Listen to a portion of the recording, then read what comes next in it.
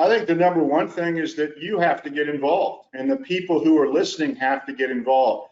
I was talking to Senator Warner a couple of years ago, and he said, "Look, Norm, if you really want to do this," I don't know if he said, "Look, Norm," I'm not sure he knew who I was. He said, "Look, buddy, if you want to do this, right, it requires people out in the country to talk to their congressmen and talk to their senators, because I can't convince these people in a vacuum, right?"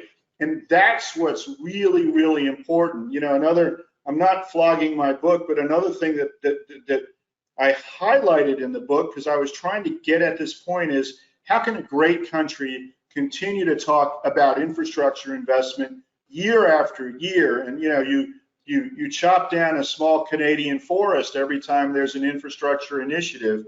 And how can you do that and not do it and not get anything done? And I think the biggest answer to that question is people need to mobilize. You know, the people on this call need to mobilize and need to communicate as powerfully as they possibly can to their senators and congressmen that they need stuff. And then Washington has to come up with a strategy or a vision that brings all those ideas together into something that we can believe in. And just to give you guys a quick example, and I know the listeners are, or the viewers are very aware of this, the initial Biden stimulus has $360 billion in it that it's being distributed directly to counties across the US.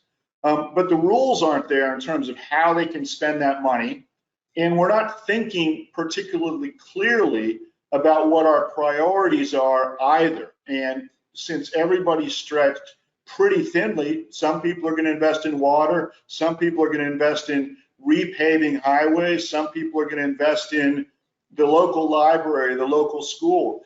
We don't have a coherent strategy, but what we need, and what's really important, I think, is to make sure that people let their congressmen know, Republicans, Democrats, right down the middle, that this is in fact a priority. And guess what? You have to get something done. We don't care if you get everything done, but you've got to get something done this time.